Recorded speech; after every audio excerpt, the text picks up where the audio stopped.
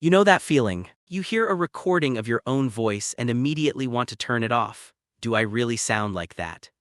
For some people, it's just mildly uncomfortable. For others, it's almost unbearable. Hearing their own voice can trigger embarrassment, anxiety, or even disgust. And strangely enough, almost everyone experiences this to some degree. But why? Why does the voice we hear every single day suddenly sound foreign, awkward, or wrong when played back to us? The answer lies in a bizarre conflict between psychology, biology, identity, and the version of ourselves we believe exists in our own heads. This phenomenon even has a name: voice confrontation. And once you understand it, you may never hear your own voice the same way again. Part 1. The voice in your head. Right now, as you speak, you hear your voice in two completely different ways. The first is through the air. Sound leaves your mouth, travels through the room, and enters your ears like every other sound. But the second way is much stranger. Your skull vibrates. The bones in your head carry sound internally to your inner ear, especially lower frequencies. This process is called bone conduction.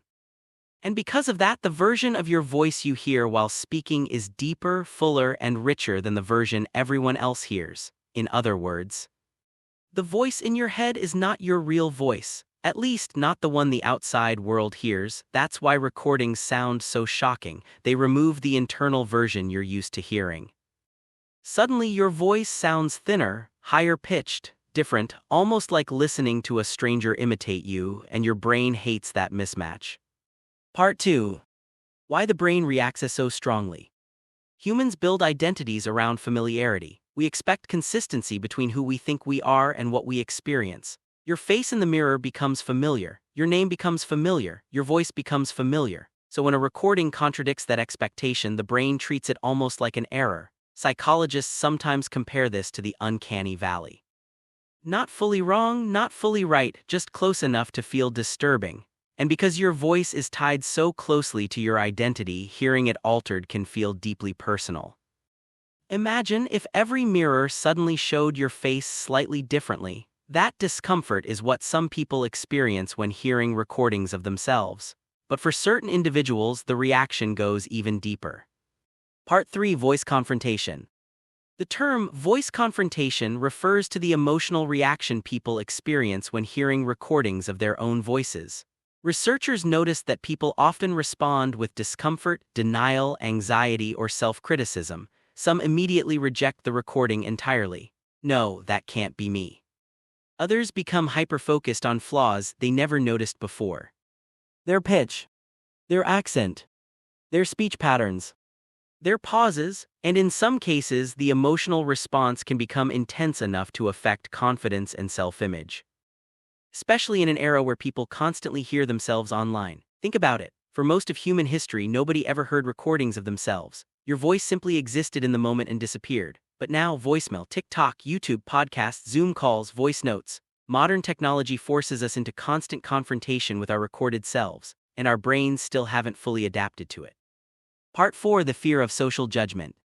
There's another layer to this. When people hear their recorded voice, they're not just hearing sound, they're imagining judgment. We instinctively associate voices with social perception. A confident voice can sound intelligent. A shaky voice can sound nervous. A monotone voice can sound uninterested.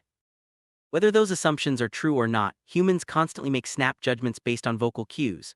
So when someone dislikes their voice, they may actually fear what their voice says about them. Do I sound awkward, too quiet, too emotional, too aggressive, too childish? In reality, most listeners barely notice these things, but self-awareness amplifies them. It's similar to seeing a tiny flaw in a photo of yourself that nobody else notices. Your brain zooms in, again and again. And once insecurity enters the equation, the discomfort grows stronger. Part 5. Why some people get used to it. Interestingly, people who regularly work with recordings often become more comfortable hearing themselves over time. Singers, actors, podcasters, streamers, content creators. At first, many of them hate their voices too, but repeated exposure slowly changes the brain's expectations. The recorded voice becomes normalized. Psychologists call this habituation. The more we experience something without negative consequences, the less emotionally reactive we become. In simple terms, your brain eventually accepts the recorded version as you. This is why listening back to yourself repeatedly can genuinely reduce discomfort over time. The brain stops treating the experience like a contradiction. Instead, it updates your self-image. Part 6: The strange relationship between voice and identity. Your voice is more than sound, it's personality, emotion, memory, identity. A single voice can instantly remind you of someone you haven't seen in years.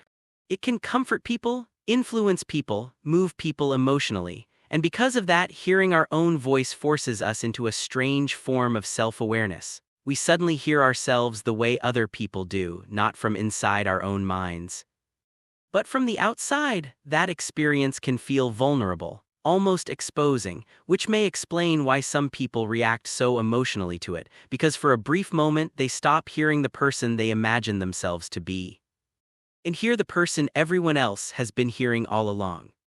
In conclusion, so why do some people hate the sound of their own voice? Part of it is biology, part of it is psychology, and part of it is identity. The voice in your head has always been filtered through bone, expectation, and familiarity.